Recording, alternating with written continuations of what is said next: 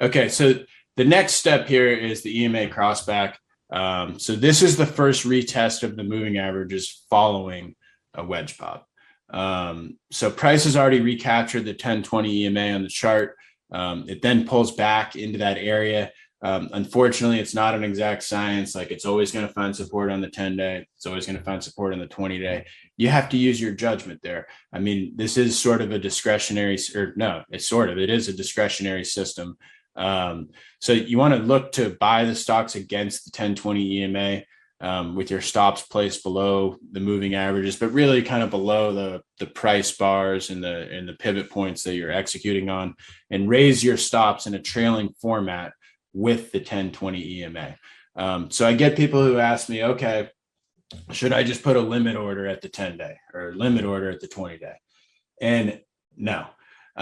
You want to look for price to show support at the moving averages. You want to see buyers show up. And there's different ways to do that. If you're an extremely aggressive trader, maybe you're looking at that area of the 1020 EMA and you're looking to execute on a lower time frame.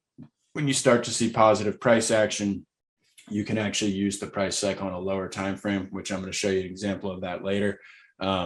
Or maybe you work and you're not watching the market all day long. And as you've kind of built out your watch list, you're saying, hey, Tesla has potential to pull back to the moving averages, whatever name it may be. And when you see that daily, price bar, maybe put in a hammer candle or something like that, maybe the next day you look to execute based on follow through.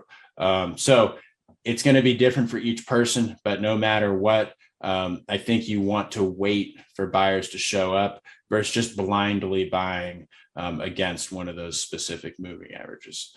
But that's the key here: is you get that pullback into the moving averages. You want to buy instead of stop below that price pivot area.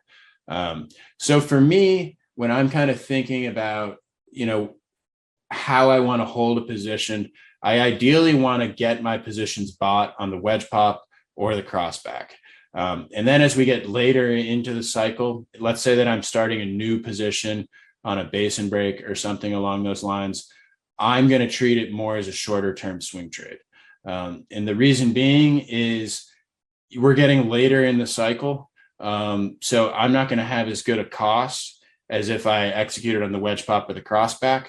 So these are the optimal areas to get long if you want to try to hold for a multi-week move, because naturally there's going to be shakeouts and things like that. And if you have a good price, you're going to be more able to hold through that.